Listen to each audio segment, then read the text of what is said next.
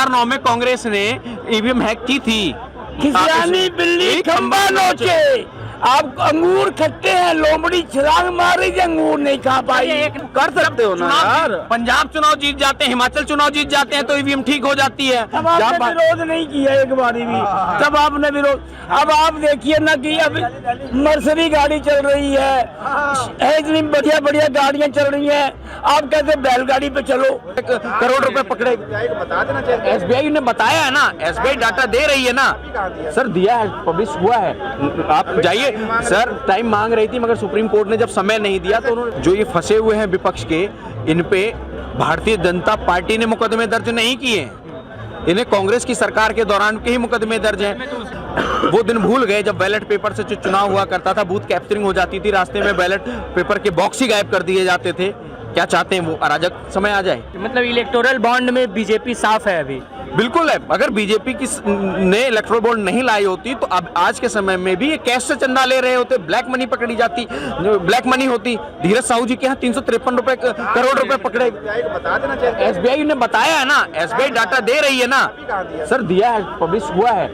आप जाइए sir, time मांग रही थी मगर सुप्रीम कोर्ट ने जब समय नहीं दिया तो उन्होंने, जब सुप्रीम कोर्ट को हस्तक्षेप करना पड़ा तो आपकी प्रतिष्ठा कहाँ रह जाती है? एसबीआई या XYZ कोई भी बैंक हो, हम उससे कहते हैं मेरा जी स्टेटमेंट दे दीजिए, तो उसको क्या कानूनी तौर पर विशेष का स्टेटमेंट दे सकती है। आप मेरा स्टेटमेंट मांगने जाएंगे तो बैंक नहीं देगी, प्राइवेसी होती है। तो सरकार वो मांग रहे हैं ना, सरकार नहीं मांग रही थी एक्चुअली, उसका चुनाव आयोग ने भी नहीं मांगा था, एक महिला ने मांगा था जिसके ऊपर में जया ठाकुर जी ने मांगा था। जया ठाकुर जी के आदेश पर की पिटीशन पर सुप्रीम कोर्ट ने ये फैसला दिया। और जया ठाकुर ने मांगा है। जया ठाकुर किसी पार्टी विशेष की नहीं है, पहली चीज तो ये। तो पार्टी RTI डालता हूँ किसी के खिलाफ कि मुझे आप पे संदेह है, तो आपको दिक्कत क्या? आप दे दो मेरे, आप अच्छे आदमी, स्वच्छ साफ सुथरी वाले आदमी हो, पार्टियों तो आप दे दो उसको, उसमें डाल मटोल करने की जरूरत क्या है? और आप ये कह रहे हो कि कांग्रेस भ्रष्टाचारी हैं जो जमानत पे आए हैं, तो आप मुझे जो जमानत पे है, जिन पे केस चल रहा है,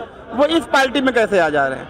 चाहे वो अजीत पवार हो, चाहे आप अशोक चौहान हो, या हेमंत विश्वकर्मा मुख्यमंत्री बना दिए गए, या शुभेंदु अधिकारी हो, इन पे भी तो केस है, वो कैसे साफ छवि वाले हो गए? तो सर उनके केसों को किसी सरकार, भाजपा की सरकार ने उनके केसों को रिवर्ट नहीं लिया, उन पे जांच चल रही है। तो ये कह देना कि पार्टी में आ जाने से उनके केस खत्म हो गए, तो केस खत्म नहीं हुए, उसमें न्यायालय अपना काम कर रहा है, कांग्रेस की तरह नहीं है। तो भी तो कांग्रेस अगर वो आए, अब ये केस वाली बात पे आप लोग आ ही गए हैं, तो ईडी CBI कहा जाता है कि बड़ा भाई बन गया है भारतीय जनता पार्टी का, कि जो विपक्ष में है और उस पे केस चल रहा है उसी के घर जाएगी छापे मारने।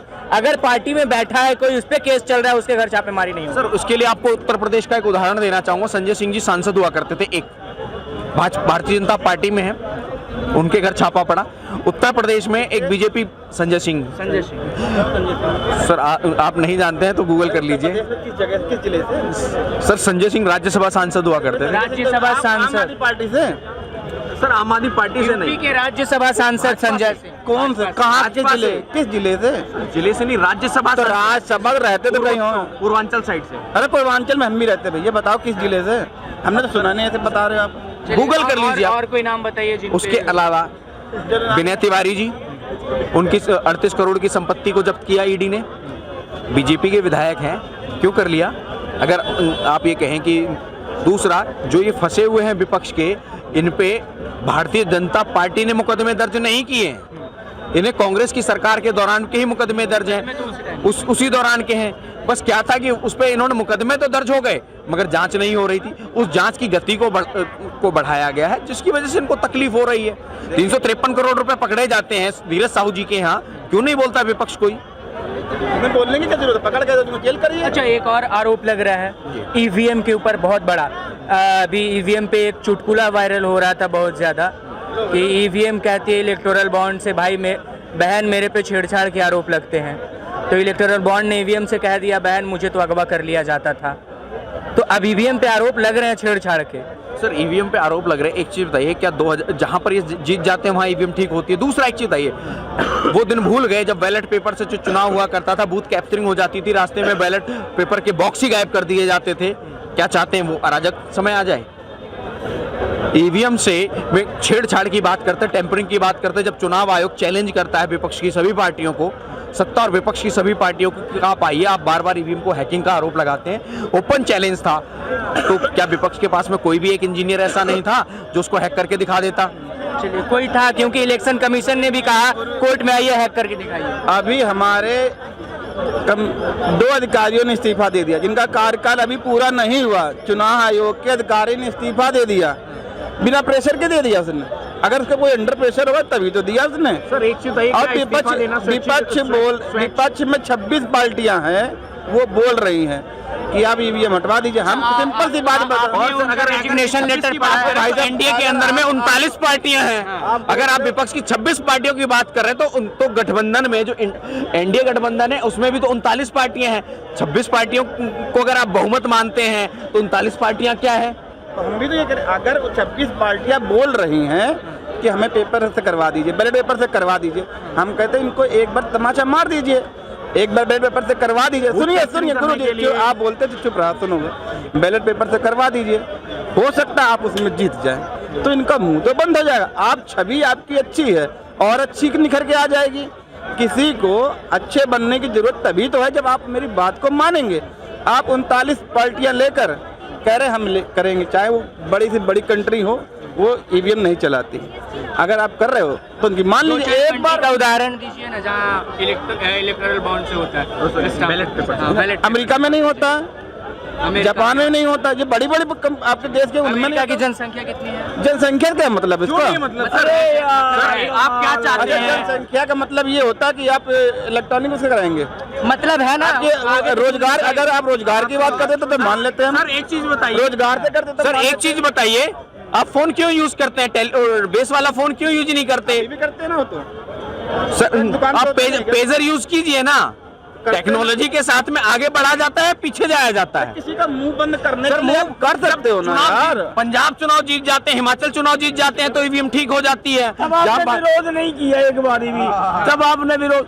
अब आप देखिए ना कि अब मर्सिडीज गाड़ी चल रही है, इतनी बढ़िया बढ़िया गाड़ियां चल रही हैं, आप कहते बैलगाड़ी पे चलो। बैलगाड़ी ईवीएम कौन लाया था? कांग्रेस लाई थी। ईवीएम कौन लाया था? तो कांग्रेस ने 2009 में कांग्रेस ने ईवीएम हैक की थी। खिसियानी बिल्ली खंबा नोचे। आप अंगूर खट्टे हैं, लोमड़ी छलांग मार रही थी, अंगूर नहीं खा पाई। एक नारा लग रहा है भैया, 400 पार। क्या लगता है 400 पार मिल जाएगा? देखिए 400 पार ये तो देश की जनता तय करेगी, 400 पार। बाकी 400 पार जनता का तय करेगी। आप एक चीज बताइए, मोदी जी इसलिए कह रहे हैं, मोदी जी को विश्वास है, मोदी जी को अपने भारतवासियों पे प्यार है। से पहले भी सर ऐसा है, लोग जब काम, आप एक बताइए, आप एग्जाम देने जाते थे, आप चंडीगढ़ में आएगा। जो रोड पे सोए हुए हैं ना बेचारे, हम लोग तो ठीक ठाक हैं, हम लोग को तो कोई प्रॉब्लम नहीं है। यहाँ पे है, शायद किसी को प्रॉब्लम ना हो, सब ठीक ठाक है। जो रोड पे बेचारे सोए हुए हैं ना, इलेक्शन टाइम है, मुद्दा इलेक्शन ही है, ईवीएम हो चाहे कुछ भी हो, वोटिंग प्रोसेस, इनको दिखाइए कुछ इनका। भाई साहब ये लोग काम नहीं करना चाहते, ये लोग काम नहीं करना चाहते, ये लोग मंदिर मस्जिद गुरुद्वारे में रोटी खा लेते हैं, ये लोग काम नहीं करते। जो काम करना चाहता है, आपको एक चीज मैं बता देता हूँ, जितने लोग सोए हैं ना, आप देख के आएगा, उसमें से अगर 10 में से 8 लोग भी बिना शराब पिए रह गए, तब मैं मान रहा हूँ। हो सकता है, ये भी हो सकता है, लेकिन जहाँ शराब पीने के लिए पैसा है, क्योंकि दिल्ली में सरकार आपकी है, एक के साथ एक फ्री हुई थी दिल्ली को। है उसको देखना है। सर ये गरीबी का मुद्दा नहीं है सर, अनाज मुफ्त दिया जाता रहा। 25 करोड़ आबादी गरीबी। रुकिए नहीं, देखिए आपका होना जरूरी है, आपका होना जरूरी है। 25 करोड़ गरीबी रेखा से नीचे निकले हैं। वोटिंग नहीं है कि मैं कांग्रेस को दे रहा हूँ, कि बीजेपी को दे रहे हैं, कि केजरीवाल को दे रहे हैं, ऐसा हो नहीं है। मुद्दा ये है कि इनका काम कब होगा। मंत्री बोल रहा है सरकार किसी की भी है, फ्री दे रहा है, मेरी है, बीजेपी की है, कांग्रेस की है, केजरीवाल किसी की भी है।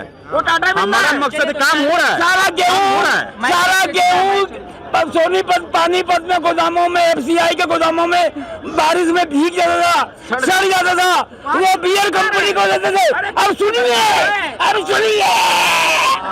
वो बियर कंपनी को कौड़ियों के भाव बेचते थे, वो आपके नेता शरद पवार जी बियर बनाते थे। अब सुनिए, तो उसको सड़ने के बजाय समुद्र में फेंकने के बजाय गरीब जनता जरूरतमंद के मुंह में पड़ता है, वो भी आपको बुरा लगता है। साडा मोदी बल्ले बल्ले।